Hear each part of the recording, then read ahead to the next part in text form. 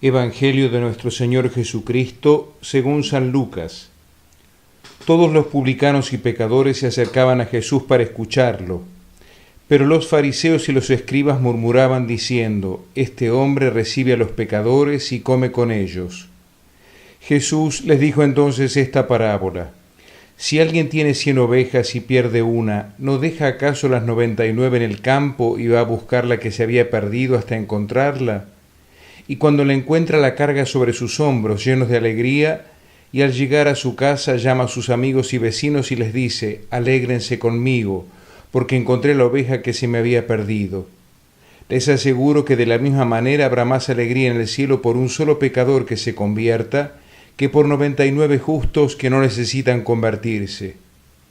Y les dijo también: Si una mujer tiene 10 dracmas y pierde una, ¿no enciende acaso la lámpara, barre la casa y busca con cuidado hasta encontrarla? Y cuando la encuentra llama a sus amigas y vecinas y les dice: Alégrense conmigo, porque encontré la dracma que se me había perdido. Les aseguro que de la misma manera se alegran los ángeles de Dios por un solo pecador que se convierte. Jesús dijo también: Un hombre tenía 2 hijos. El menor de ellos dijo a su padre: Padre, dame la parte de la herencia que me corresponde. Y el padre les repartió sus bienes.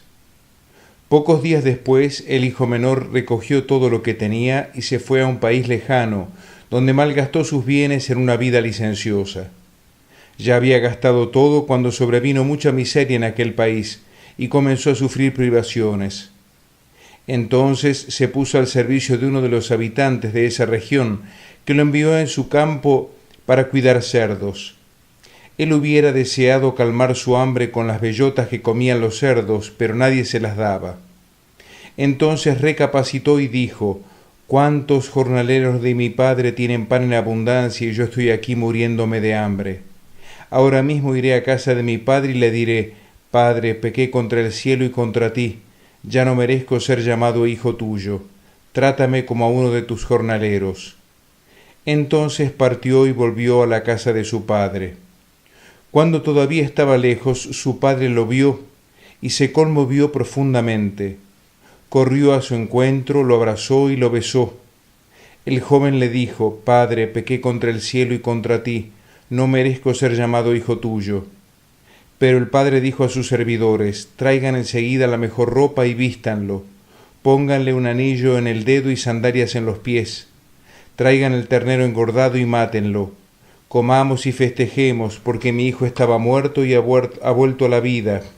Estaba perdido y fue encontrado. Y comenzó la fiesta. El hijo mayor estaba en el campo. Al volver, ya cerca de la casa, oyó la música y los coros que acompañaban la danza. Y llamando a uno de los sirvientes le preguntó qué significaba eso. Él le respondió: Tu hermano ha regresado y tu padre hizo matar el ternero engordado porque lo ha recobrado sano y salvo. Él se enojó y no quiso entrar. Su padre salió para rogarle que entrara, pero él respondió: Hace tantos años que te sirvo sin haber desobedecido jamás una sola de tus órdenes, y nunca me diste un cabrito para hacer fiesta con mis amigos. Y ahora que ese hijo tuyo ha vuelto después de haber gastado tus bienes con mujeres, haces matar para él el ternero engordado. Pero el padre le dijo: Hijo mío, tú estás siempre conmigo, y todo lo mío es tuyo. Es justo que haya fiesta y alegría, porque este hermano tuyo estaba muerto y ha vuelto a la vida, estaba perdido y ha sido encontrado. Palabra del Señor. El Evangelio de hoy es uno de los textos más conmovedores de toda la Biblia, sin dudas la parábola más hermosa que haya sido jamás contada. Meditada y contemplada durante siglos, ha inspirado a poetas, escritores, pintores y músicos. Y lo que es más importante, es un ejemplo que nos muestra acabadamente que el protagonista de la misma, que es el Padre y no el Hijo, esta parábola tiene que llamarse del Padre misericordioso y no del Hijo pródigo. El corazón de este Padre está hecho de amor y ternura infinita, capaz de perdonar siempre aún lo más imperdonable, capaz de amar con un amor que nos devuelve a la vida, nos reengendra, nos redime, nos rescata, nos salva, nos sana, nos santifica. Es por eso que la consideración del contenido de esta parábola ha conducido a muchos pecadores empedernidos por el camino de una profunda conversión.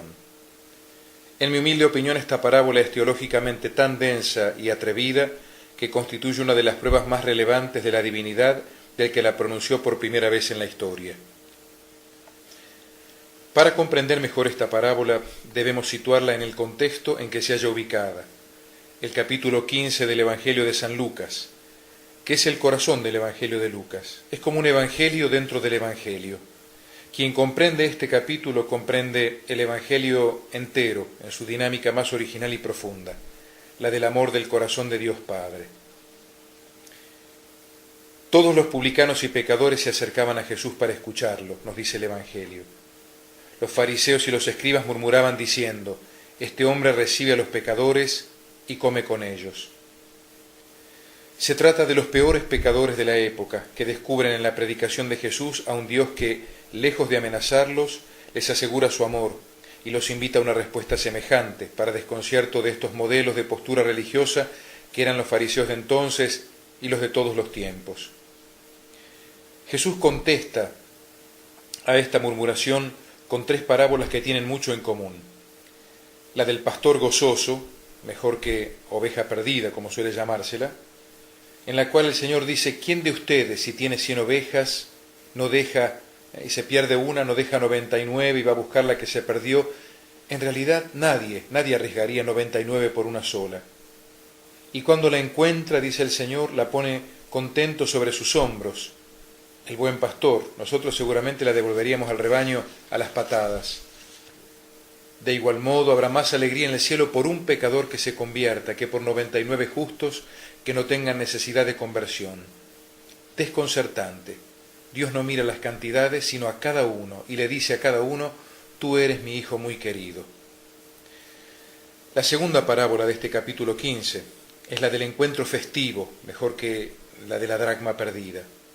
La dracma es una moneda de poquísimo valor, no valdría la pena perder tiempo y esfuerzo para buscarla, pero el Señor Jesucristo nos dice: les aseguro que se produce alegría entre los ángeles de Dios por un solo pecador que se convierta, que por 99 justos que no necesitan conversión.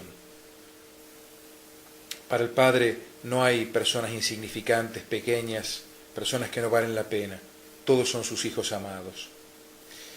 Y finalmente la parábola del Padre Bueno. En los 3 casos hay presente una alegría sobrenatural y extraordinaria por el encuentro de algo que estaba perdido y es encontrado, la vida de un hijo de Dios. Centremos ahora nuestra atención en la parábola en cuestión. Desmenucémosla poco a poco para comprenderla aún en sus detalles. Un hombre tenía 2 hijos. El menor de ellos dijo a su padre: Padre, dame la parte de herencia que me corresponde. Pedirle a alguien la herencia en vida es como decirle indirectamente: estoy esperando que te mueras lo más pronto posible, así puedo disponer de tus bienes. Y el padre les repartió sus bienes. Aquí podemos imaginar los comentarios de los amigos del padre. Lo habrán seguramente cargado, lo habrán tomado como una persona falta de autoridad, como una persona que ha dado la educación equivocada a sus hijos, como una persona incapaz de dar un castigo ejemplar, de desheredarlo, de quitarle el apellido a este hijo desagradecido, etcétera, etcétera.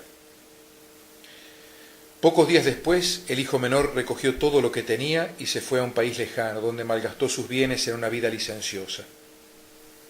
¿Qué solución proponían las leyes judías frente a una actitud semejante? La encontramos en el libro del Deuteronomio. Si un hombre tiene un hijo rebelde y díscolo, que no escucha la voz de su padre ni la voz de su madre, y que castigado por ellos, no por eso les escucha, su padre y su madre le agarrarán y le llevarán afuera, donde los ancianos de su ciudad, a la puerta del lugar. Dirán a los ancianos de su ciudad: este hijo nuestro es rebelde y díscolo, y no nos escucha, es un libertino y un borracho. Y todos los hombres de su ciudad le apedrearán hasta que muera. Así harás desaparecer el mal en medio de ti, y todo Israel, al saberlo, temerá. Una solución sin dudas terrible, drástica, pero nada de esto hay en el padre de la parábola, que prefiere quedar con el corazón partido de dolor antes que lesionar la libre decisión de su hijo. En todo caso, El padre comprende que hay un tiempo para educar a los hijos y un tiempo para apostar a la educación que se ha dado a los hijos, para que adopten decisiones libres y responsables, también frente a Dios. Ya había gastado todo cuando sobrevino mucha miseria en aquel país y comenzó a sufrir privaciones. Entonces se puso al servicio de uno de los habitantes de esa región, que lo envió a su campo para cuidar cerdos. Se trata de un animal impuro para la mentalidad judía, lo cual nos da la pauta de que este muchacho se encuentra en territorio de paganos, es decir, muy lejos de Dios, muy lejos de la casa paterna y de su dignidad de hijo. Poco queda estando como está ahora entre cerdos, animal naturalmente sucio, desagradable y repulsivo. Él hubiera deseado calmar su hambre con las bellotas que comían los cerdos, pero nadie se las daba.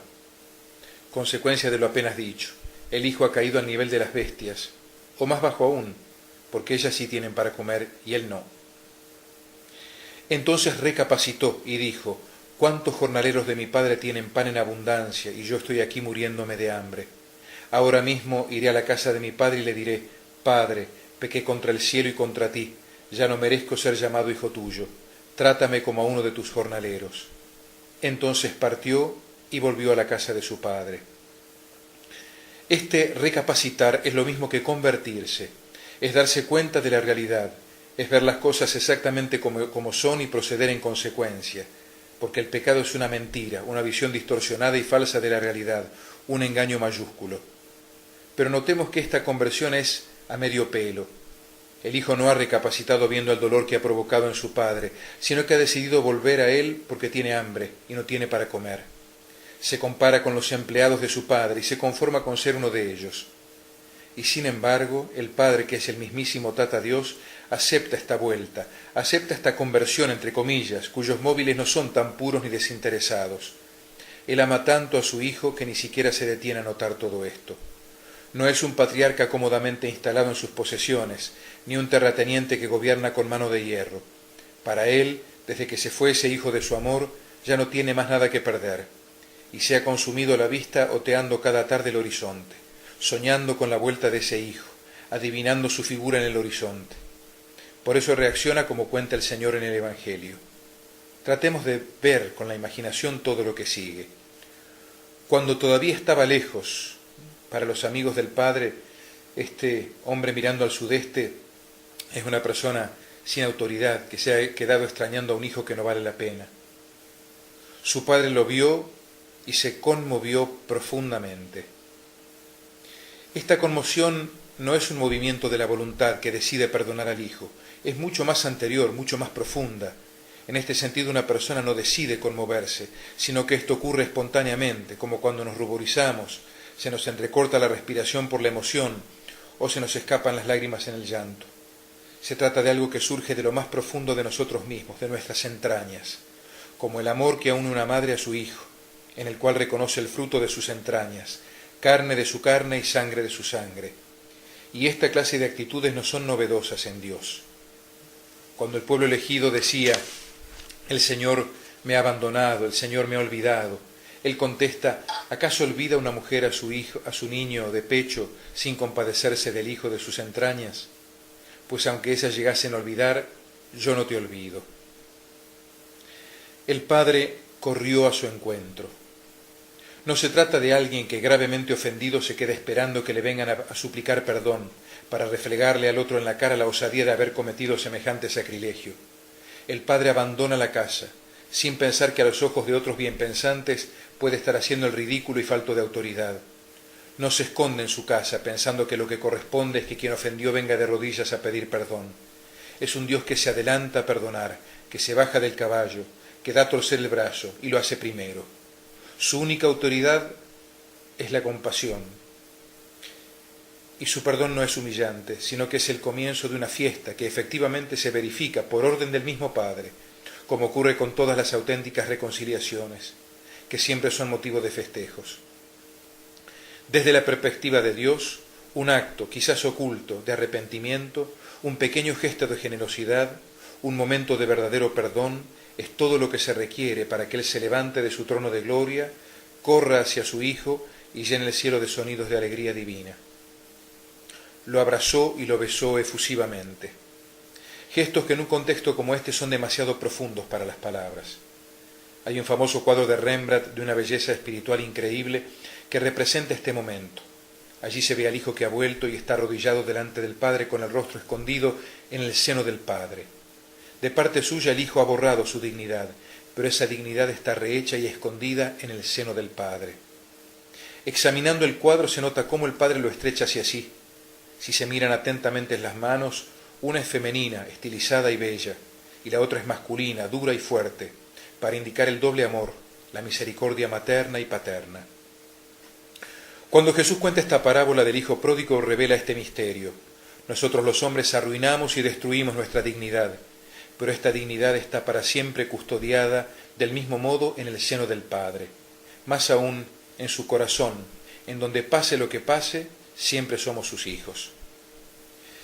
El hijo presenta su discurso de perdón, pero el Padre está tan contento que ni siquiera se detiene a hablar sobre el tema. El Padre dijo a sus servidores: traigan enseguida la mejor ropa y vístanlo. Si el pecado nos deja desnudos, al descubierto e indefensos, es precisamente nuestro Padre el que nos cubre nuevamente con su amor y su gracia. Pónganle un anillo en el dedo, es el signo de su dignidad de hijo, y sandalias en los pies.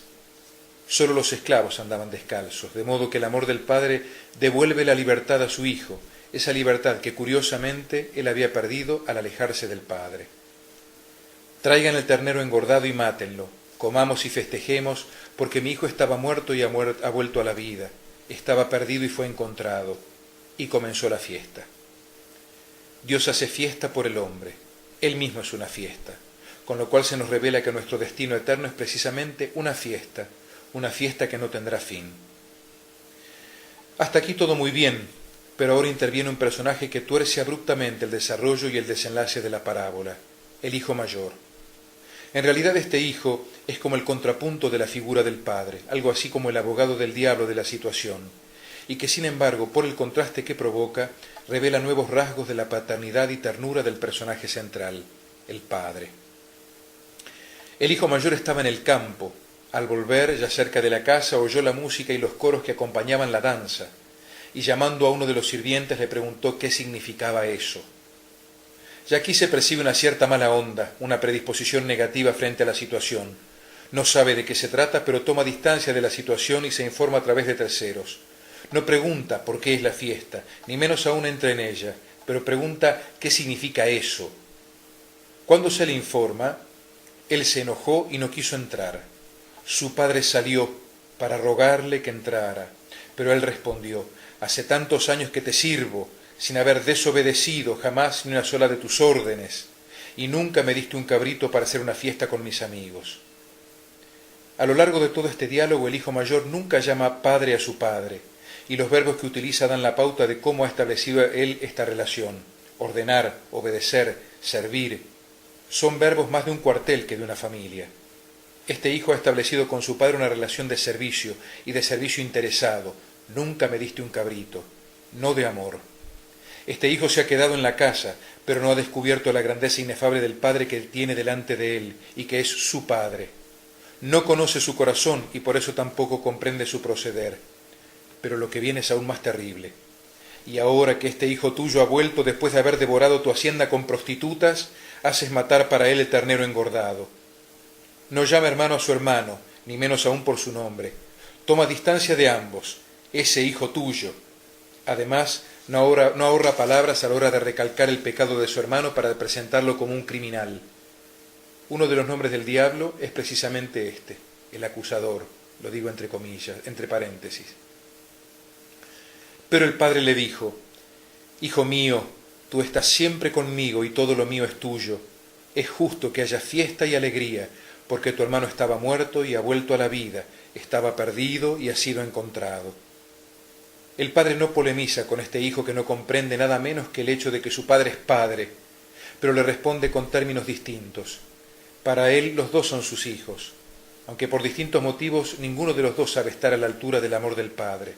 Los ama a los dos y quiere que los dos compartan la vida y la felicidad del padre. El Evangelio no nos dice cómo terminó la historia, si el hijo mayor entró o no a la fiesta, con todo lo que esto significa, toda una conversión. Y si el hijo menor, una vez saciadas sus necesidades elementales, descubrió el amor del corazón de su Padre. Y no es que a Jesús se le haya escapado el final, sino muy por el contrario, es que el final es un final abierto, tanto como la vida misma. Y esta historia puede tener tantos finales como personas haya en este mundo. Pero cada uno de nosotros va realizando los personajes de esta parábola, pasando desde la fuga de Dios, para no sentirnos condicionados, hasta el quedarnos al lado de Él, pero de mala gana, pensando que es un Dios extraviado y desagradecido, y todas las estaciones intermedias que, en incontable variedad, se encuentran entre estos extremos, hasta llegar a comprender que nuestro lugar y nuestra misión se encuentran precisamente en el corazón del Padre, en ser como Él. Se trata de un Padre que nos eligió mucho antes de que nosotros pudiésemos elegirlo a Él, desde toda la eternidad. Si los enamorados hacen tatuajes en alguna parte del cuerpo con el nombre de la persona amada, este Dios loco de amor ha ido más lejos. Míralo, en las palmas de mis manos te tengo tatuado, estás ante mí perpetuamente. Antes que ningún otro ser humano nos toque o decida sobre nosotros, Dios nos teje en el vientre de nuestra madre. Dios nos ama antes que ninguna otra persona pueda demostrarnos que nos ama. Nos ama con un amor primero, con un amor ilimitado e incondicional. Quiere que seamos sus hijos amados y espera que seamos tan cariñosos como lo es Él. Por eso este Evangelio plantea el desafío de una profunda revisión. ¿Me relaciono con este Dios, el único Dios vivo y verdadero, o con una idea que yo me he fabricado del mismo y que no coincide con la que nos muestra Jesucristo? ¿Me dejo encontrar, conocer y amar por Dios?